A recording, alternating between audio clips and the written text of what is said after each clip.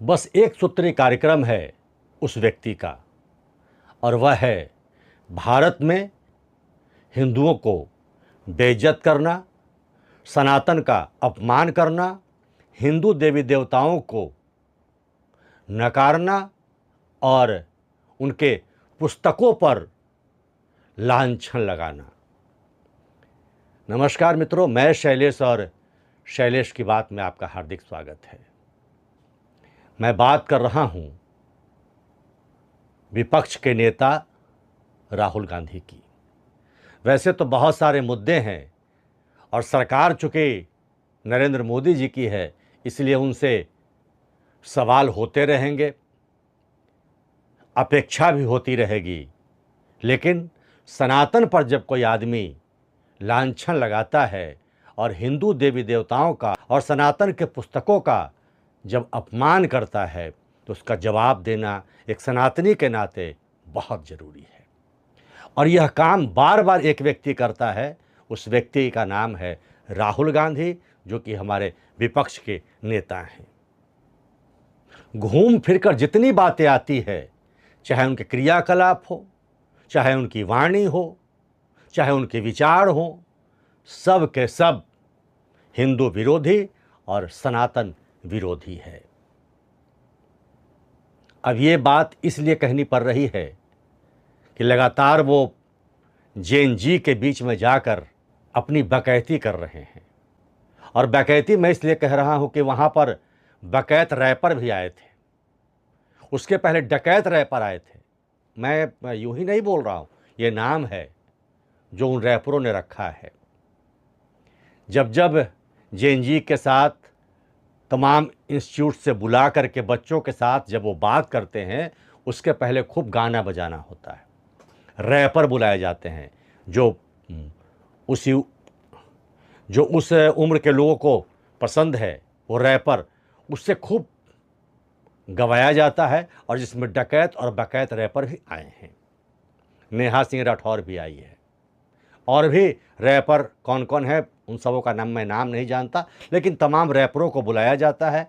Influencer जो हैं social media को, उन्हें बुलाया जाता है पैसे पर, और पहले मजमा लगाया जाता है, तब उसके बाद पिच तैयार की जाती है, और तब राहुल गांधी बोलते हैं। अच्छी बात है, बोलनी चाहिए, संवाद करना चाहिए। जेएनजी हो या युवा हो, हम तो भारत में कोई सनातन की दृष्टि से जेएनजी शब्द को नहीं मानते हैं। युवा मानते हैं, पराक्रमी मानते हैं, साहसी मानते हैं। लेकिन खैर, जो शब्द चल रहा है चल रहा है। और उन्होंने जो कल बयान दिया पुणे में, सारे महिलाओं को बुलाया गया था। महिलाएं यानी वही लड़कियां जो जेएनजी में आती हैं इंस्टीट्यूट से, और उसके बीच में शिक्षा की न बात करके मनुस्मृति की बात की गई। वैसे तो किसी का भी घर मनुस्मृति के अनुसार नहीं चल रहा, लेकिन बार बार मनुस्मृति दिलाकर हिंदुओं को गाली देने का काम किया जाता है। ब्राह्मणवादी कहकर हिंदुओं को गाली देने का काम किया जाता है। और वही काम कल राहुल गांधी ने उस मंच से किया, लड़कियों को खड़ा किया और कहा, शर्मनाक शब्द है उसमें, नारियों का अपमान है, महिलाओं का अपमान है। बेटी है तो पिता के अधीन, पत्नी है तो पति के अधीन, ये बंधन है और ये सब शर्मनाक है। ऐसा मनुस्मृति में लिखा है।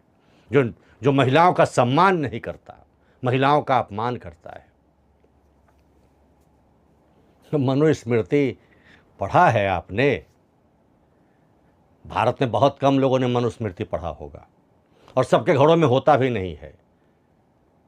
जो हिंदू और सनातनी अपने को मानते हैं, वो रामायण और शिव से जुड़े पुस्तक और काली और माँ लक्ष्मी के पुस्तक तो रखते हैं, लेकिन मनुस्मृति नहीं होता। ये मनुस्मृति वही बार बार याद दिलाते हैं, क्योंकि उन्हें डिफेम करना है, कुछ बातें निकाल कर तात्कालिक समय का।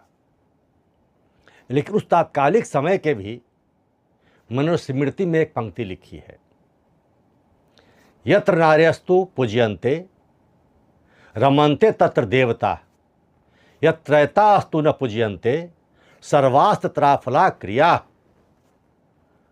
अध्याय 3 श्लोक 56।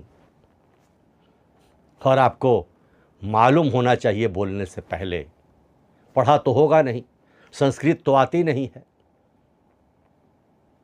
हिंदी भी अच्छी आती नहीं है, गाली जैसे शब्दों के साथ बात करते हो, तो ये पंक्तियां आपने कहाँ से पढ़ी होगी। लेकिन खैर, नहीं पढ़ा है तो अपनी रिसर्च टीम से पूछ लेते पहले कि मनुस्मृति में क्या लिखा है, ये पंक्ति कहाँ है लिखी है।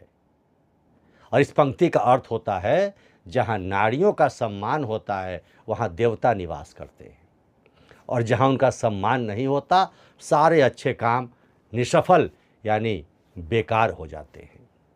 ये है मनुस्मृति। मनुस्मृति ओरिजिनल किसने पढ़ा, ओरिजिनल कौन सा है, यह भी लोग नहीं जानता। लेकिन जो मनुस्मृति चल रहा है उसमें ये पंक्ति लिखी है, तो ये तो नारी के सम्मान की बात लिखी है, तो आप कहाँ से उठा कर लाए और महिलाओं को खड़ा किया हुआ था। तो क्या बेटियां पिता को पिता नहीं माने? क्या पत्नी पति को पति न माने? बस सब फ्री हो जाए? ये भारत के संस्कार नहीं है, ये भारत की संस्कृति नहीं है। और इसी संस्कृति को नाश करना चाहते हैं आप। इसीलिए बार बार सनातन पर और भारत के संस्कृति पर विशेष फोकस करके आप इन तथ्यों को, भ्रमों को फैलाते हैं। और बगल में कुछ महिलाओं को खड़ा कर रखा था, और कमाल देखिए, उसमें जो खड़ा कर रखा था उसमें जो हिंदू महिलाएं थी वो तो सामान्य ड्रेस में थी, बगल में स्कार्फ बांधे, बुर्का पहने, ऊपर से नीचे तक शरीर को ढके दूसरे लोग भी खड़े थे। उनके मजहब पर भी कुछ बोल लेते, कितना क्यों बंधन में रखा गया है। दूसरे के मजहब पर बोलने की तो आपकी औकात है नहीं, और बोलना भी नहीं चाहते, क्योंकि आप उन्हीं में से आते हैं और उन्हीं के साथ रहना चाहते हैं, और वही आपके लिए सबसे फलदायक भी हैं। तो कैसे बोलेंगे? जिस प्रकार से मनुस्मृति, रामायण और अन्य चीज़ों पर बोल जाते हैं और रिसर्च कर लेते हैं, जरा एक बार अपनी रिसर्च टीम से कुरान पर भी रिसर्च करवा लेते, कुछ बोल लेते। नहीं बोल पाएंगे ना, बाइबिल पर ही बोल लेते तो पता चलता, और तब फिर सनातन धर्म के पुस्तकों की ओर आगे बढ़ते। लेकिन नहीं, इस देश की संस्कृति को विनाश करने का इरादा आपका है। हिंदू के एक भी लक्षण आप में नहीं है। कभी कभी आप जनेऊधारी ब्राह्मण बन जाते हैं वोट के लिए, लेकिन फिर सच्चाई निकल जाती है। भारत की संस्कृति में जो नारियों का सम्मान है उसको एक बार जान लेते, सनातन की ही बात करते हैं, तो माँ काली, माँ लक्ष्मी, माँ सरस्वती, इन्हें संपूर्ण अधिकार था कौन किस काम को क्या करेंगे। इतिहास पढ़ लेते तो रानी लक्ष्मीबाई, अहिल्याबाई होलकर, तब समझ में आता कि भारत की संस्कृति कैसी रही है। और राजा महाराजाओं के जिस प्रकार राजमाताएं होती थी और रानियां होती थीं, जिनके हाथों में पूरे राज्य का कमान होता था, वो भारत की संस्कृति रही है। नहीं पढ़ा है, नहीं जाना है, और पढ़ा भी है तो वह काम आपको नहीं करना है। आपको भारत की संस्कृति और हिंदू को और सनातन को डिफेम करना है, उस पर आक्रमण करना है, बड़गलाना है। अरे 2 पुस्तकों के बारे में ही जान लेते। रामायण में जो मुख्य युद्ध हुए वह एक नारी सीता के लिए हुए, और महाभारत में केंद्र बिंदु द्रौपदी रही जो नारी थी। तो उस नारी के सम्मान वाले देश में आप मनुस्मृति के कुछ बातें निकाल कर और इसको अधिकार में रखना चाहता है, उसको अधिकार में रखना चाहता है, और जो बगल में वो पूरे कपड़े में लदी हुई महिला थी उसके बारे में तो कुछ आपने नहीं कहा कि वहाँ क्या लोग चाहते हैं। बोलना भी नहीं चाहिए दूसरे के धर्म पर, लेकिन सनातन पर बोलने से पहले एक बार रिसर्च कर लेते। बस एक ही लक्ष्य है, हिंदू संस्कृति को नाश करना, नए जनरेशन में जहर बोना, और ये काम वामपंथियों का है, और आपकी विचारधारा भी वामपंथी ही हो चली है। तो इससे हम सबको सजग रहने की आवश्यकता है।